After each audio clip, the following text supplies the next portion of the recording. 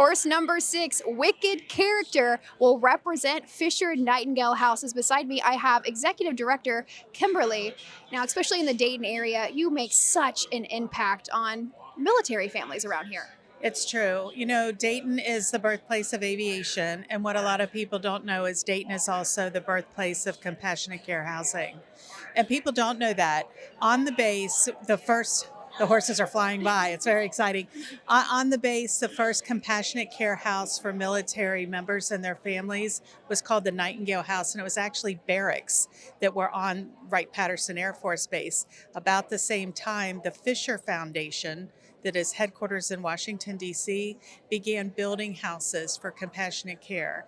And of course, there's a need here, right? And so for several years, it was the Nightingale House. Then they started doing Fisher House 1 on the base. So then they had Fisher House 1 and the Nightingale House. When they started to construct Fisher House 2, they sit right side by side. They returned the barracks to the Air Force.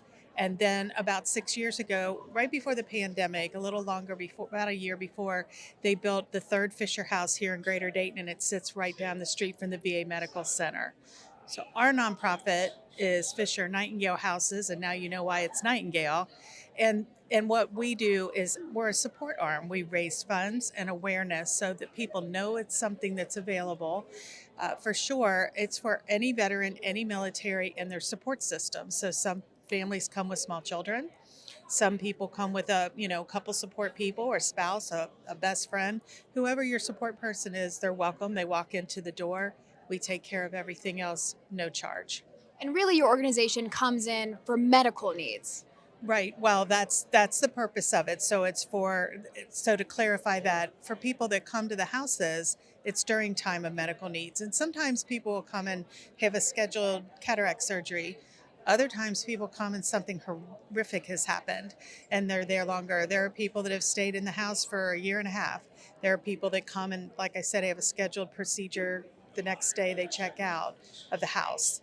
And a lot of times people will come. We have a lot of people that we've met and just love, like family, that return month after month for cancer treatment. We had our gala last night and we did a big video and featured one of our guests, and she told her story. So when you see the impact you're making, it's really astonishing. It's very meaningful. It's one thing to support it, but truly our two biggest things are we want to fundraise, of course, but we want people to know that this is a resource. There are 100 Fisher houses across the country. So, and not every Fisher house has a nonprofit, but many of them do. And so that's the organization I'm leading. You really do such quite remarkable work, like we said, especially with Wright Pat, located right in the Dayton area. What would $10,000 do for your organization? Oh gosh, for $10,000, we have these beautifully stocked kitchens. There's not a line item in the budget that's allowed for food with the military. And so anything that washes down, the drain, soap, anything that you can think of that is used up, we provide that. We also do things like buy bigger items. So if last year, for an example, one of the front doors started to not latch on those beautiful two front doors after a cold spell. Well, to get that put into a budget, they can, but it's the next year. So they come to our nonprofit and say, somebody could fix these for 10,000. The board votes, the board approves. And so we come in and fill gaps, but there's definitely basic human needs like food that we do every month. So that would take care of the three houses for a month. If we have a viewer listening that would like to get involved with your organization or donate, how do they do so? You can go to our website. It's www.fnhi.org. You can contact me if you want to. Well, actually, all of my information is on the website. So that's the best way, really.